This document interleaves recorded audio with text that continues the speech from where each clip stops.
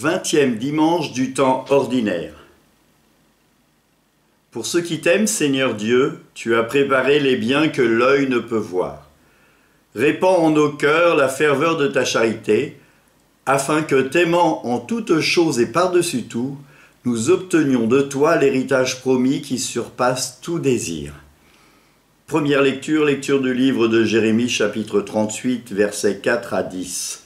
Psaume 39, 40, Seigneur, viens vite à mon secours.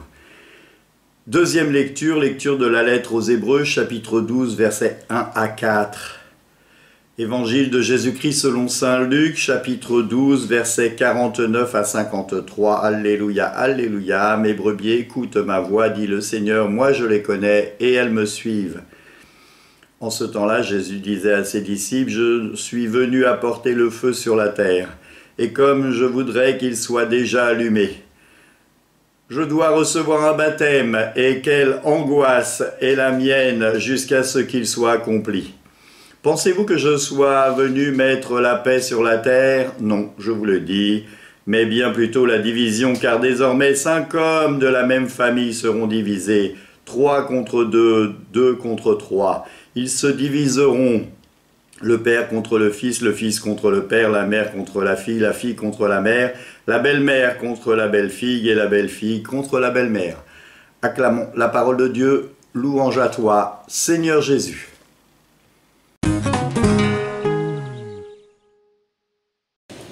Qu'est-ce qu'un prophète? Jérémie est prophète. Il est là pour annoncer la parole que Dieu lui a transmise. Et la parole que Dieu transmet aux prophètes est souvent un avertissement pour le peuple. Regardons Jonas. Dieu vient voir Jonas et lui dit, tu vas aller à Ninive et tu diras encore 40 jours et Ninive sera détruite. Et donc il va le faire en une journée, il va traverser la ville et la conversion du peuple sera immédiate. Et Ninive ne sera pas détruite. Le rôle du prophète est de nous mettre en garde. Et Jérémie met en garde la communauté israélite qui se détourne de Dieu. Mais quand je ne veux pas entendre, quand je ne veux pas voir, eh bien, je traite celui qui dit cela de menteur. Quand on n'aime pas son chien, on dit qu'il a la rage et on le tue. Eh bien, il en est de même dans ce passage. On veut mettre à mort Jérémie, qui est aussi la préfiguration du Christ. Et dans l'Ancien Testament, il y a beaucoup de préfiguration du Christ. Jérémie mettait en garde le peuple, mais le peuple n'a pas voulu l'entendre. Sauf certains qui veulent le repêcher et le sortir de cette citerne. Alors, quand votre curé dit que vous ne pouvez pas recevoir le corps de Christ si vous n'avez pas fait un temps de pénitence en vous, ce n'est pas pour dire que vous êtes mauvais, c'est juste pour que vous vous convertissiez et que vous vous confessiez. Quand votre curé dit que si vous arrivez en retard à la messe et que vous ne faites pas votre conversion de cœur en vous pour recevoir le corps du Christ, qui risque d'être une pénitence plutôt qu'un bienfait, c'est pas pour vous stigmatiser, c'est pour que vous confessiez et que vous preniez ce temps d'arriver à l'heure à la messe pour recevoir ce temps de pénitence. Je confesse à Dieu Tout-Puissant pour ceux qui ne sont pas arrivés à l'heure. Peut-être que j'ai des impératifs et je peux le comprendre. Les enfants ne se sont pas réveillés ce matin, c'était compliqué, j'arrive en retard à la messe. Mais dans ce cas-là, pendant le voyage, eh bien, dans mon cœur et dans mon corps, je peux faire mon état de péché. Ce qui me permet de pouvoir recevoir le corps du Christ, eh bien, dans un cœur le plus pur possible. C'est important, hein, ce n'est pas pour stigmatiser, mais vraiment pour guider. Saint Paul, plutôt la lettre aux Hébreux nous invite à voir que le péché est une entrave pour nous. Le péché, c'est aussi se détourner de Dieu. À chaque fois que je refuse de mettre Dieu à la première place, eh bien je me détourne de Dieu. J'oublie de regarder le Christ. Le Christ qui a donné sa vie sur la croix pour la gloire de Dieu et le salut du monde. Et que je suis invité à mettre mes pas dans les pas du Christ. Alors cet évangile, elle nous pose question. Je croyais que le Christ était le prince de la paix. Et on vient d'entendre, je ne suis pas venu apporter la paix. Le Christ est réellement le prince de la paix. D'ailleurs, ses premiers mots à la résurrection, c'est « la paix soit avec vous ». Ce qu'a dit le pape Léon d'ailleurs. Certains disent « oh, ben, le pape Léon, il parle bien, il reprend les paroles du Christ, c'est pas mal ». Vous me direz que c'est bien pour un pape, ça me rassure. La paix soit avec vous. Et là, il nous invite à comprendre qu'il y a quelque chose de plus compliqué. Déjà, à ce moment-là, il sait qu'il va recevoir le baptême, non pas le baptême que nous recevons, quoique, mais il va mourir et ressusciter. Le baptême du Christ, c'est le baptême sur la croix. D'ailleurs, notre baptême, c'est être plongé dans la mort du Christ et ressusciter avec lui. Donc ça a bien ce sens. S'il y a l'Eucharistie, c'est parce qu'il y a la croix. C'est parce que le Christ est monté sur la croix pour donner sa vie pour la gloire de Dieu et le salut du monde. Et nous recevons non pas le corps du Christ vivant, mais bien le corps du Christ ressuscité.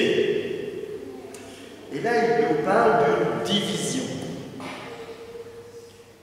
Déjà, il y a la division dans l'Église, l'Église universelle qui est divisée avec nos frères orthodoxes et nos frères protestants. Mais il y a aussi, parfois, souvent, les divisions dans les familles. Alors, j'ai causé avec quelqu'un qui m'a dit « la belle-mère contre la belle-fille, ça je veux bien le comprendre ». Moi, je ne peux pas vous dire si c'est vrai ou pas, mais cette personne-là me l'a dit. Mais néanmoins, comment est-ce qu'on peut comprendre ces paroles? J'étais tout à l'heure en live et quelqu'un sur TikTok et quelqu'un m'a dit « mais est-ce que je peux me marier avec une femme musulmane ?» Dans l'absolu, pourquoi pas? Quoique moi, ça me dérange toujours. Mais dans la vraie pratique, est-ce que je vais pouvoir vivre ma foi correctement? Et est-ce que la personne avec qui je vais me marier pourra vivre sa foi correctement? Est-ce que la famille ne va pas insister, d'un côté ou de l'autre, pour que j'entre dans une autre religion? C'est là la question. Et quelle sera la foi des enfants? C'est important de réfléchir à cela. Et je connais beaucoup de grands-mères qui sont désolées parce que leur belle-fille n'a pas fait baptiser leurs enfants. Le fils voulait bien, mais la belle-fille non. Et puis il y a des fils qui se sont détachés de l'Église et qui ne veulent pas non plus faire baptiser les enfants. Il ne faut pas tout faire peser sur le dos des belles-filles.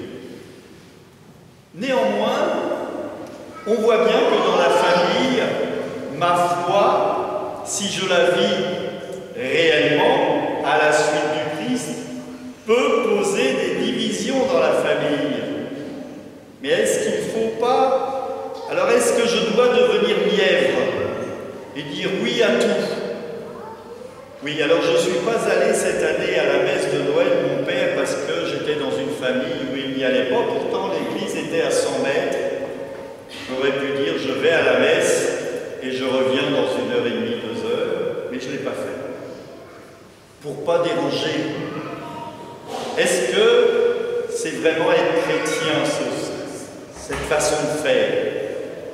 Pour moi, non. Non, parce que ma foi passe avant. Et je peux dire, ben, je vais venir, mais j'irai à la messe. Elle est à telle heure.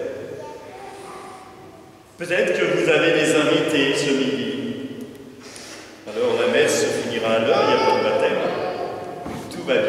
Mais s'il y avait eu des baptêmes, vaut mieux dire aux gens, venez à midi et demi. Et j'irai à la messe plutôt que de dire, non, je ne vais pas à la messe pour pouvoir recevoir mes invités. Quoiqu'ici, vous avez la chance d'avoir des messes anticipées le samedi soir. C'est bien. Est-ce juste? Je vous laisse réfléchir. Je pense que le Christ nous parle de ces divisions-là. Mais peut-être en nous-mêmes, nous avons des divisions dans notre foi. Lorsque nous préférons une activité ludique plutôt qu'un temps de prière. Certains, en ce moment, se lèvent à 5 h du matin pour réciter et faire leur carême de Saint-Michel. C'est chouette, mais c'est bien parce qu'ils ont pu le faire en famille. Vous voyez, c'est important de vivre sa foi en couple. Moi, je suis heureux quand un couple vient à la messe. Et je me pose toujours la question, quand l'un des deux ne vient pas à la messe, comment celui qui vient à la messe peut vivre sereinement sa foi sans l'autre, qu'il aime, qui est important pour lui. Le conjoint est important pour lui, il l'aime et il ne peut pas partager ce moment important qu'est la messe. C'est là le questionnement de la division. Et quand on reçoit des couples pour le mariage, je suis embêté quand il y a quelqu'un qui ne fait pas partie de la même religion. Comment va-t-il pouvoir vivre sa foi? C'est important. Alors, pour certains, ça marche très bien, parce qu'ils ont été très clairs ensemble. Ils ont bien posé les bases et ils arrivent à le vivre sereinement. Pour d'autres, c'est plus compliqué. Je vous invite à, peut-être les plus jeunes qui ne sont pas mariés, à vraiment se poser cette question. Moi, j'ai un ami, quand je m'occupais de l'aumônerie des jeunes à Arnouville, qui m'a dit, moi, ma femme sera catholique ou rien du tout. Parce que je veux pouvoir partager ces moments-là avec quelqu'un que j'aime. Et moi, je rends grâce quand je vois des couples qui se tiennent la main pour le Notre Père. Je trouve que c'est un beau signe. C'est un signe d'amour et d'alliance qui rappelle le jour où ils se sont dit oui. Alors, ce n'est pas possible tout le temps, parce qu'il y a eu les événements de la vie. Mais, si l'on peut choisir, si l'on peut prendre le temps de se bien préparer à la vie et à réfléchir ce que le Christ nous invite, comme prophète, il nous invite à ne pas faire de division et à ne pas rendre dans notre vie des choses plus compliquées qu'elles ne le sont déjà. Que le Christ, qui est notre Sauveur, nous guide, il nous aime.